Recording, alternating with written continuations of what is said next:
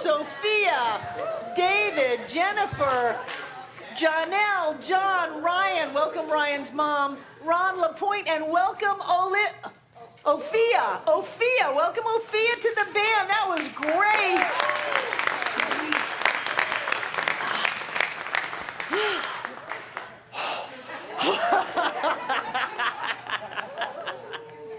Boy, if you're not going to have a good time, why in the world come?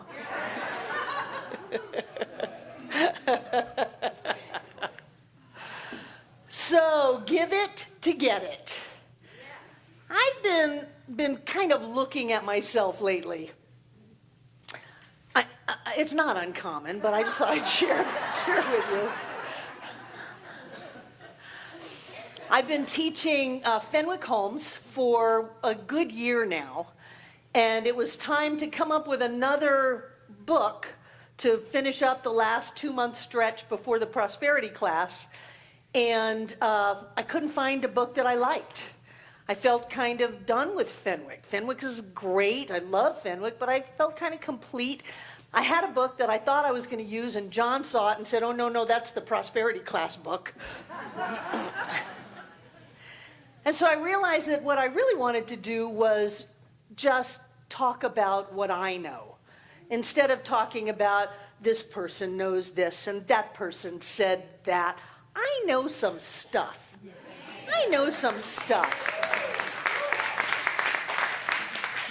Because I've been doing this for 40 years. I've been using these teachings to, at times, scratch out a life, at times have giant building processes going on, but to really create a life where I am solid and clear and strong in who I am and what my life is about. And so I've been looking at that and kind of looking over my early years in Science of Mind and looking at some of the very first things that I learned. And so I wanted to share a little bit of that this morning, because when I showed up in Science of Mind, I was a mess. I was 24 years old and had, inside of 2 weeks, lost a small fortune, which to me was, been in a car accident where people had died, moved all the way across the country, was sleeping on someone's floor with a 3-year-old. Didn't have any money, didn't have any clue what I was going to do. I was running definitely away from trying to effect one of those geographical changes that we've all tried. And what I was stuck with was myself. And I walked into a Science of Mind center and I heard these ideas that said, there's only one thing going on. There's a power and a presence. You can call it God if you want, but really we don't care what you call it. But it's inside of you. You are made out of spirit stuff. There's a power within you that can do anything that you want. And you can tap into it, you can learn to use it, and you can create the life of your dreams. All you have to do is do the work. And I wasn't afraid of work. I had worked all my life. I was a big worker. I thought if I worked faster and harder, I would get out of the problems I was in. And because I brought in the consciousness of the problem, all I did was kind of dig the hole deeper instead of climb out. I wasn't afraid to work. I wasn't afraid to look at myself. I wasn't afraid to be brutally honest with what I believed about life and what I had done to set myself up to be 24 years old with a 3-year-old sleeping on somebody's floor, having gone through what to me was a small fortune in 2 weeks. And what I started to do was get this idea that life isn't happening to me, that I am happening to life. And this was a very novel concept, because I'd grown up all my life thinking, I needed to get this. I needed to get that. I needed to get some of this, because I felt so empty and like I had nothing left to my own devices. I felt so empty and so alone that I thought if I could just get this person's approval, if I could just get this person's shirt, if I could just have this piece of life, then I would be able to start filling up some of that emptiness that I felt inside of me. And I was pretty good at getting.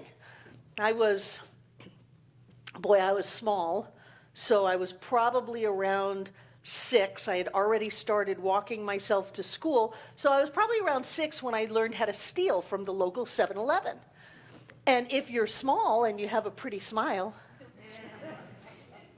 you can kind of slip in there and crouch down low. They used to have the candy down by the floor. And I could fill my pockets, and then I could leave, and I would have something to eat. So I learned how to take things from people. I learned how to be envious of what people had. Boy, if I had only had their breaks, if I had only had their parents, if I had only had their opportunity in life, I would be different. And I had to let go of all of that, because in the idea that someone has something that I don't have, I bring with me the idea that says I don't have it. And I had to let go of the idea that I don't have stuff, even though the appearance was very, very much looking like I didn't have squat. I had to let go of that idea that other people had something that I didn't have and move into this state that I had what I needed. And that's a big jump. That is a big, scary jump. To go from, I know I don't have anything, I know my checkbook is overdrawn, that was when I could afford a checkbook. I know I don't have any money for food, for bus fare, for any of the niceties of life. I know I don't have that, but I have to let go of thinking that, because all that is doing is putting me in the mindset of creating that I don't have it. And I had to learn how to start to think that I had it. And one of the ways that I learned how to make that neurotransmitting synaptic jump in my head was to find something inside of me to start to give. Because if I give it, I've got it to give. If I give something to my life, then I'm going to get that back. Here's a news flash for you. Nothing is in your life that you didn't put in there. It's true. Everything that is in our lives, we put in there. We live in a vibrational and reflective universe. Take a deep breath and I'll say it again for you. We live in a vibrational and reflective universe. Everything that we experience as a reflection of our consciousness. It is a vibrational alignment to where we are at any given moment. Actually, if you want to get technical, it's a vibrational alignment to where we were a second ago. We're always in a brand new space. We can always create again just like that. But whatever's going on in our lives, we put in there. So if I put in a whole lot of lack and pain and struggle and suffering and wailing and gnashing of teeth, then I needed to learn how to put something else in there. And so I started looking around at my life and saying, well, what do I need? Well, I need money. God, I need money. God knows I need money. I was given plasma twice a week for the $10 bill that they give to you in cash when you let them bleed you for 2 hours. Truly. So what do I need? I need money. Well, that means you have to give money away. Well, that's the most ridiculous thing I've ever heard. I don't have the 35 cents for me and my son to get on the bus. How am I going to give any money away? That's absurd. Well, that's fine. The universe says to me, you can continue to demonstrate severe lack if that's what you want to hold on to, or you can learn to give and set the law in motion to reflect back to you a different reality. So I remember the first day I came really to grips with myself and put every penny I had in the basket at the church I was at. It was 37 cents, and 35 of that was supposed to be for bus fare. And I said, my life is so horrible. You know, if I'm just going to lose it all, then I will lose it all. But if there is a small chance that I can recreate my experience, to have the life that I believe deep inside of me. This is the little girl at 4 who went around telling strangers I was a princess, I was in the wrong family, could somebody please help me? I always knew greatness was in me. I always knew that. And if I was going to have half a chance at that, I was willing to throw caution to the wind and to go for it. And what I found out was that inside of 2 months, I had a place to live, I had a car, and I had a job. That was 2 months. I could do anything for 2 months. I could stand on my head for 2 months if I knew that I was going to get out of that extreme awfulness into something that was manageable. But I didn't know it. A lot of people say, well, I'll go ahead and go for it when I'm sure that I'm going to get something from this. All I can tell you is that you've always gotten whatever you put into your life. And if you ever want to have something different, you have to put something different in there. And so I learned how to give. This center is based on my complete devotion to the principle of tithing. Because I had money and I had no place to give it. That's when I looked at John and I said, we've got to start something, we've got to do something because I am not being spiritually fed. And that spells disaster for me. I know, left to my own devices, where I'll go. I need to hold myself to a high bar, and I do it better in front of people so you can hold me to that bar too. So I said, we've got to do something, we've got to start something. We will start, at that time, Center for Creative Living. And we did. We started it in our home. We moved into a trailer. Woohoo! And look at where we are now. All because I understand how important it is to give into my life. And there are other places to give.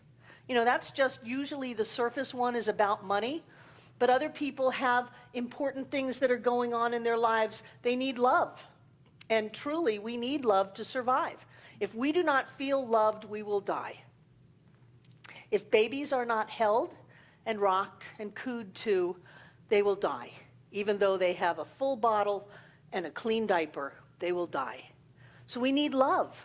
And people go, well, I want to get me some love. Let me come to this Center for Spiritual Living. They're all so loving and happy, and I'll see who wants to love me. And then they leave and they go, nobody loved me. Well, nobody loved you because you didn't bring any love with you. The question is always, did you bring it?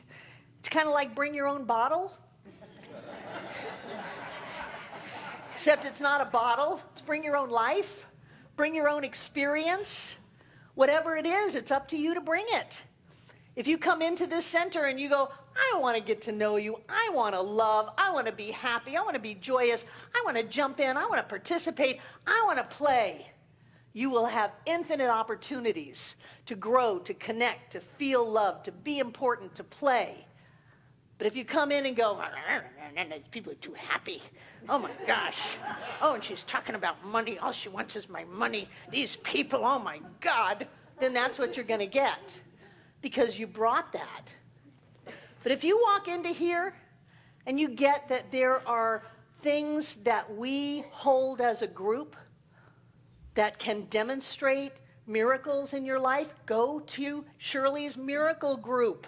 They share about miracles that happened right here, things that are amazing. And what do you get from hearing about somebody's miracle? You get, I can have that. That person had that miracle? Well, I can have that. And sure enough, you can. If you come here and get that there are things that we hold as a group that can heal diseases, can demonstrate money, can create opportunities, can heal your heart and soul and past, then you open up to all that we have. I can't believe people come here and waste us. They come here and they step, don't get too close to me. Don't get too close. Let us get close to you, my God. Miracles are an everyday occurrence in this center because we believe what we teach. We believe that we are creating our reality, that every second of every day we have an opportunity to manifest anew, and that if we can know it, we will grow it, and if we name it, we're going to claim it, that we can put things in our lives and then we can harvest them just like that. How many people have had a miracle in this center? Look around, look around. Get yours. Give it to get it. Get yours is what the last part of that should be. Get yours. But you've got to put it out there. You've got to bring it with you. And as I started to learn that I had something to give, may not have been what other people gave. I may have been able to open the door for someone. That was my gift. I may have been able to pick a flower and give it to someone. I wouldn't do that right now. Please don't pick our flowers and give them to people. But that's where I was at, so I would do what I could do. I would make places a little bit better when I left them than they were when I came in. I would participate in life. I would give to life. Instead of looking around to see what I could get, I would look for what I could give. And by learning how to give, the first thing that I did was establish that I had something to give, that there was something inside of me that was full, that I had resources, and that I could put that out in the world. And as I put that out into the world, I set spiritual law in motion, and the only thing that life can do is say yes, take what I give it, grow it, and then bring it back to me. I learned how to give, not in some weird altruistic airy-fairy way. I learned how to give for survival. I learned how if somebody was asking for money, that could have been me, and I needed to give something. If I went and used someone's time, I needed to give something. If I wanted something in my life, I needed to find it inside of myself and figure out a way to give it. And when I learned to do that, my life began to change. And what that gave me was self-reliance. It gave me confidence. It gave me the ability to stand on my own 2 feet and not sell my soul down the tubes for someone's approval. It gave me the opportunity to say, I can do this. I can have my life. I can live the life that I want to live. I can be who I have come here to be. That is priceless. To know who we are, to be able to put that out into our life and to reap the harvest of that is priceless. And from there, it just got better and better and better. But if there's anyone in this room that is experiencing that dark night of the soul, that deep panic that comes at 3 a.m. of what in the world am I going to do? Find something within yourself and learn to give it. And when you do, you set spiritual law in motion. You cannot help but reap the harvest of your planting. Everything in your life is there because you put it there. And if you don't like what's there, just stop putting it there. Are people mean to you? Stop being mean to you. I'll say stop being mean, and people go, well, I'm not mean. Well, you're mean to you. Oh, well, you're not supposed to know that. Ha, I know everything. Because I've been there. People don't respect me. Well, start respecting yourself. There's not enough time. Stop robbing yourself. Look at yourself with brutal honesty and see what you are putting in your life that is then being reflected back to you. If there is lack of any kind in your life, it is a lack of self-worth and it is a lack of giving. You never give and it doesn't count. I had an exercise, I think it was just a few days ago, it was the Pay It Forward Day. There used to be an exercise that was do something every day that enriches the world and don't let anyone know you did it. Oh, but that's what I like about giving, is then everybody goes, oh, that was so great. Put my name up on a plaque, build a park around me, I'm the giver. No, get your ego out of the way. Don't let anybody know. Be a stealth giver. Just as an exercise every day, you walk by a stray cat, give it some water. You walk by a bug on the sidewalk, don't just stomp it, move it over. It doesn't have to be monumental things, something that enriches the world. And what you'll find is that you are enriching yourself. Question yourself, is this the best that I can give? Is this the best of me? Because if I want to get the best back in my world, I need to put the best of Barbara out there. I love this teaching because it lifts us into places that we had no idea how to get to. That's grammatically incorrect, I don't care. It lifts us. I love your song. It's lifting me, lifting me, lifting me. In the garden of my soul, all is well. How's the garden of your soul? Does it need a little tending? You do it by giving it out. How's your finances? Do you need a little more flow? You get it by giving it out. How are your relationships? Would you like a little more love coming your way? You get that by giving the love out. How is your life? How is your world? Whatever is in it, you put in it. And if you want something else, it's all inside of you. You have more than enough to put anything, any dream, any goal, any idea into your life. Set spiritual law in motion, and the universe will bring it back to you, multiplied abundant, 10-fold, 100-fold, 1,000-fold, 1,000,000-fold. Do not sell yourself short with this center. We have answers. We have keys. We have tools. We have techniques. And more than that, we have each other to hold that idea of perfection of all of us. I cannot tell you how many people have thought that things were going one way, only to find out that through some amazing set of circumstances, their life completely turned around to a different direction. This is what we offer to each other because we have the ability to give it so that we can all get it. And so it is.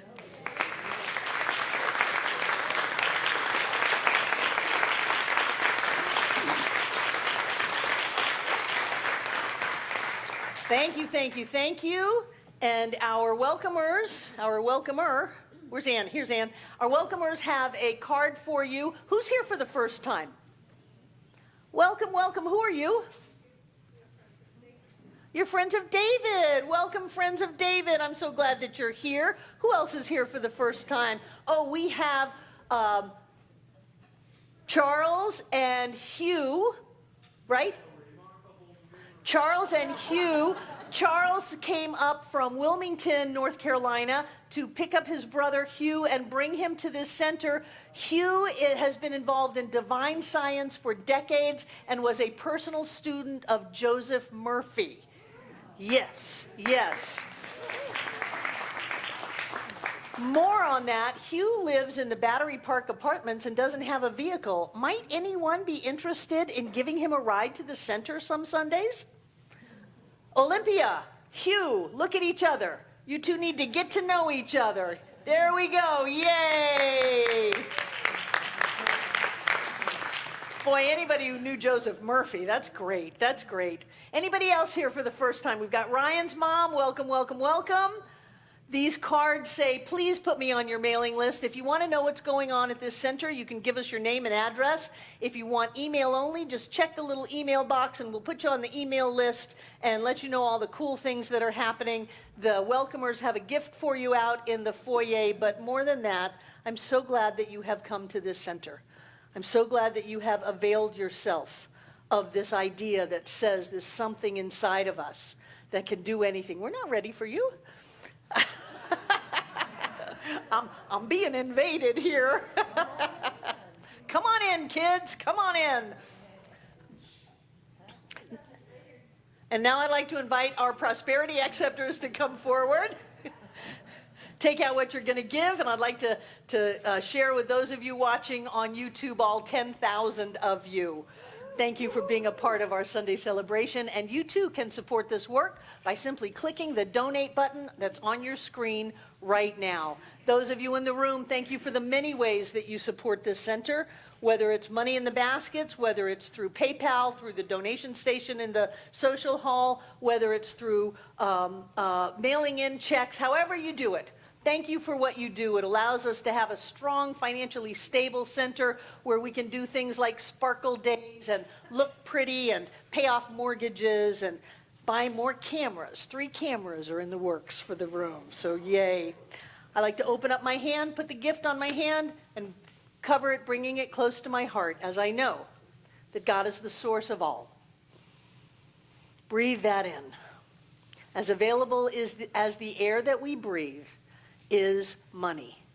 And so we open up to all of the gifts and the blessings of life, knowing that each of us deserves to live this rich life, that spirit is source, that money is the action of spirit in our lives, and we open up to greater and greater amounts of it as we generously and easily give out into our world, planting the seeds, watching them harvest, and bringing them back into the circulation of receiving and giving and receiving and giving. I know that as we give this gift today, each of us comes together to make this center all that it was ever meant to be. It is a place of peace, a beacon of light, a tower of strength, and a fountain of wisdom that touches the lives of all who call it home. And we'll repeat our investment affirmation together aloud. I freely and joyously give from the abundance and fullness of my overflowing wealth, knowing my gift goes with love as it touches and blesses the world. And so it is.